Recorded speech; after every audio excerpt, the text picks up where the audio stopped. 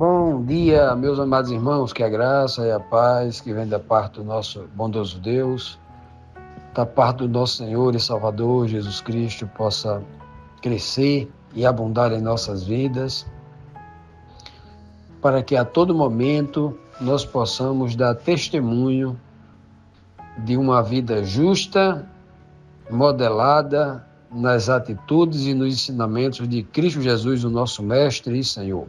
Meus amados, hoje, quarta-feira, vamos dar aqui prosseguimento ao estudo da nossa lição semanal, a segunda lição do livro de Isaías, cujo título é Andando na Luz. E só recapitulando rapidamente aqui, que nós estudamos ontem, né? Na terça-feira, as perguntas 5 e 6, quando lemos lá em Isaías, que o Senhor promete a todos os transgressores, a todos os pecadores, que eles seriam destruídos, né? E os que não deixarem ali os seus pecados, né, abandonar a sua vida de injustiça, iriam perecer. A palavra perecer, no sentido hebraico, perecer de morte, de deixar de existir, né? Desaparecer para sempre. Pois bem, e vimos também na sexta pergunta de ontem, quando o Senhor faz uma alegoria, dizendo que os ímpios iriam ficar com vergonha das árvores sagradas, fazendo uma clara alusão aos santos, comparando os santos com árvores sagradas, né?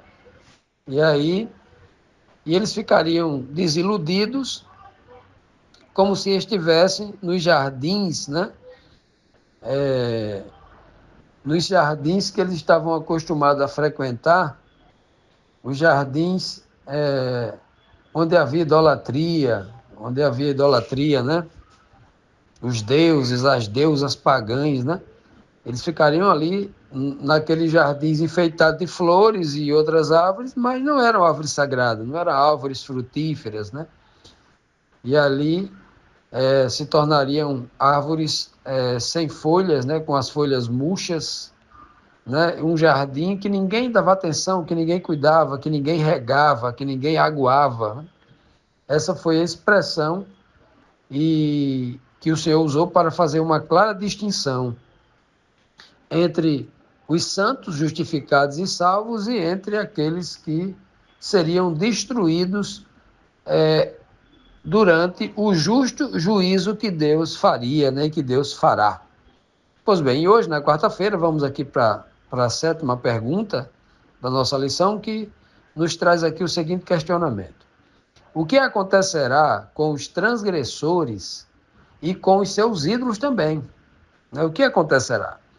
Isaías capítulo 1, versículo 31 diz assim: o forte se tornará em estopa e a sua obra em faísca. Ambos arderão juntamente e não haverá quem os apague. Ainda o texto aqui está falando especificamente dos transgressores, daqueles que seriam como árvores infrutíferas, né? Árvores de folhas secas, árvores não regadas, árvores que não dão fruto, não é árvore sagrada, aquela que dá fruto, significa dizer que essas árvores só prestam para uma coisa, para o corte e servir de lenha, né? Para o fogo. Essas são a utilização conforme o próprio Senhor Jesus vai ensinar lá no Novo Testamento. Ele vai dizer bem claro que a árvore que não dá fruto, ela é cortada e é lançada ao fogo, né? Foi a clara tipologia que o Senhor Jesus usou lá.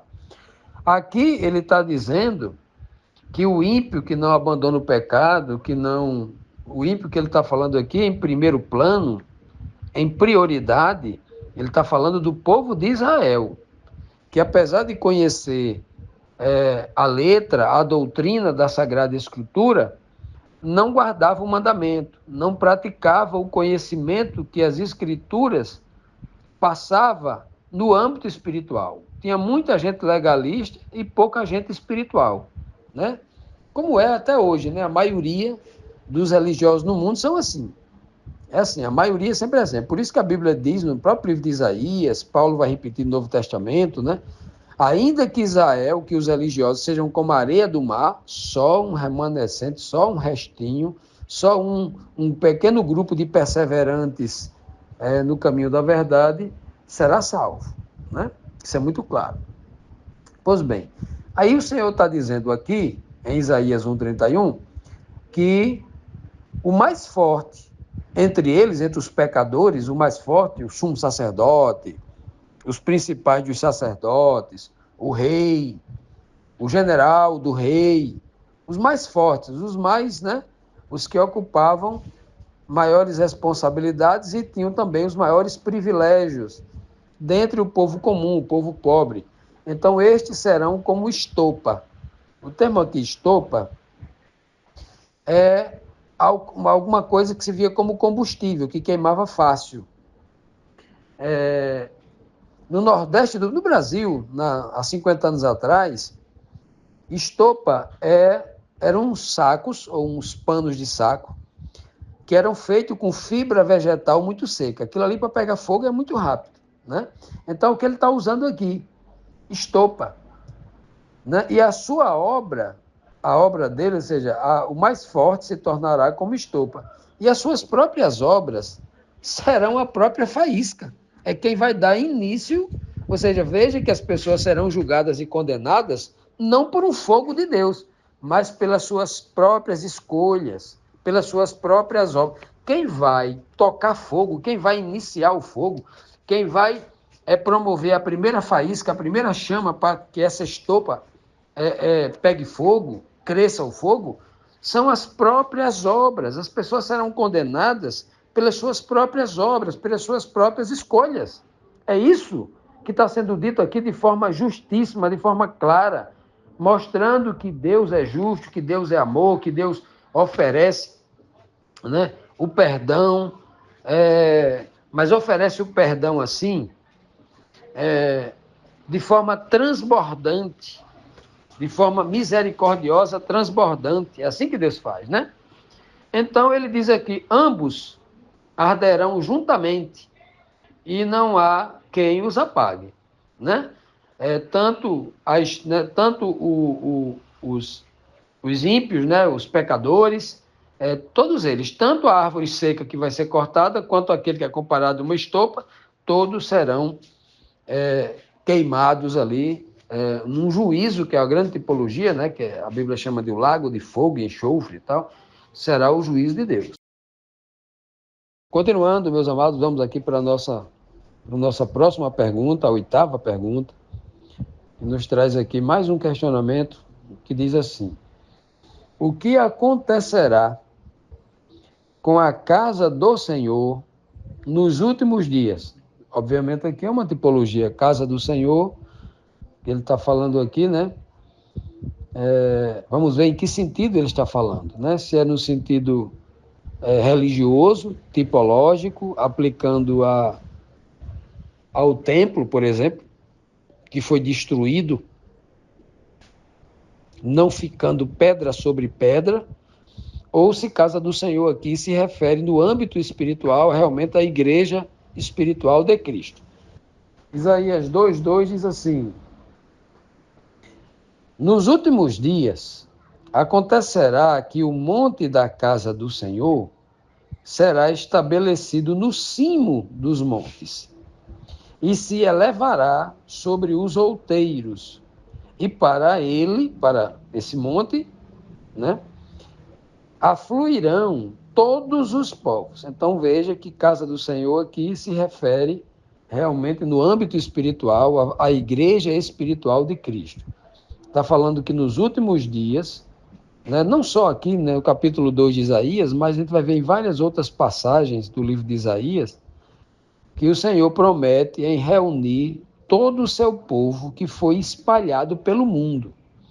Não só lá na Torre de Babel, né, espalhado ali em línguas.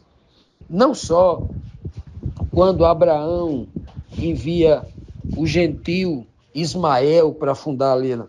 Não só quando o reino de Israel é dividido em 10 tribos ao norte, reino do norte, e Judá ficou no reino do sul. Não é sempre um filho pródigo se distanciando, não. Mas a palavra do Senhor atingirá os corações desses gentios espalhados por todo o mundo. E chegará um tempo, que ele chama aqui de últimos dias, né? Deixa eu ver o termo aqui, né? Nos últimos dias, no início do verso, o Senhor, por seu Espírito, com seu poder, chamará para reunir, ele usa o termo aqui, no cimo, ou seja, no topo, né? No topo do monte. E nós vamos ler muitas vezes aqui no livro de Isaías, né? Uma referência a esse monte, o monte de Sião, o monte da congregação, o monte onde o Senhor vai reunir a sua igreja, a última o último momento, o povo, né? Para a igreja verdadeira, restaurada, revigorada, a igreja que entrará pelos portais da eternidade, né? na cidade santa de Deus. Então, é onde ele está dizendo aqui, ó, acontecerá que o monte da casa do Senhor, da casa de Yahvé, de Deus, será estabelecido no cimo dos montes, inclusive está no plural aqui, não é? Dos montes. É uma tipologia assim, ou seja, é um monte que está acima de todos os montes, né? No cimo dos montes. Ou seja, é uma altura que é a mais alta entre todos os montes. Entre todos os montes. Uma referência clara de um reino eterno que está acima de todos os reinos. Monte na Bíblia, em algumas tipologias, tanto pode tipificar um grande rei, como também pode tipificar um grande reino, né? Montes, aonde se estabelece uma grande cidade, aonde se estabelece um grande reino, né? Então nós temos, por exemplo, ali o Monte Seir. Seir é o nome dado a Esaú, que recebe também um outro nome de Edom, né? Por ser vermelho, né? Por ter comido uma lentilha vermelha, por ter ali, eu acho que pelos ruivos, alguma coisa assim, vermelho e tal. Então, nós temos ali, então, essa tipologia muito rica. E a Bíblia diz que Cristo, né, Cristo, uma pedra tipificada lá no livro de Daniel, esta pedra, que é o reino de Cristo eterno, vai destruir todos os reinos, tipificado ali na estátua de Nabucodonosor, todos os impérios mundiais, e será estabelecido um reino eterno.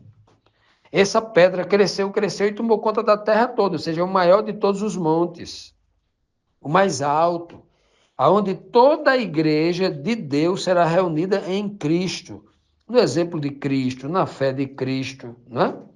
É o que a Bíblia ensina de forma muito abundante, muito abundante. Pois bem, será estabelecido nos montes, né?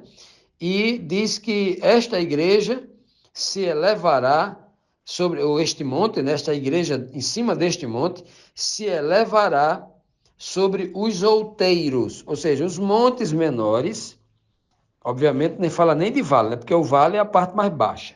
Outeiros são pequenas montanhas, pequenas elevações, se elevará sobre todos os outeiros, será o maior de todos, que é o que ele está dizendo aqui, né? E então, para esse lugar alto, afluirão todos os povos. O texto está dizendo aqui que Deus vai salvar todos os povos e vai queimar apenas os filhos de Israel, aqui no contexto? Não. Quando ele diz aqui que para eles afluirão todos os povos, ele está dizendo que de todos os povos da terra, ele vai tirar um remanescente, como ele está tirando um remanescente do próprio Israel. Do meio dos judeus, está tirando um grupo de pessoas que serão salvas, né? Serão salvas, claro. De todo lugar tem um remanescente. E de todo o planeta Terra, de todas as nações, o Senhor vai trazer os seus. E isso fica bem claro, não só aqui neste texto aqui de Isaías, mas há dezenas e dezenas e dezenas de textos bíblicos que transmitem essa mensagem de forma explícita e também de forma implícita, né? Essa mensagem é muito contundente, está espalhada do Gênesis ao Apocalipse, justamente para nos ensinar que nós não devemos estar exaltando a placa de uma determinada instituição, de uma determinada igreja, porque o povo de Deus está espalhado em todo lugar. Quem é o povo de Deus? É uma determinada igreja? É uma determinada instituição? Não, quem ensina assim está ou é inexperiente, está equivocado, ou está se comportando de forma leviana, porque conhece a Bíblia e está indo contra a Bíblia, porque a Bíblia é muito clara sobre isso, né? Quem é o povo de Deus? É uma instituição que dentro de uma instituição tem aqueles que guardam os mandamentos de Deus e outros que não guardam, que vivem o mundanismo dentro da igreja, fazendo coisas escandalosas e tal? Claro que não é instituição. Igreja de Deus são pessoas. E as pessoas que ouvem a palavra de Deus e começam a obedecer esta palavra, estas pessoas serão chamadas, convidadas e conduzidas a frequentarem este monte. Está acima deste monte. Esta é a igreja de Deus.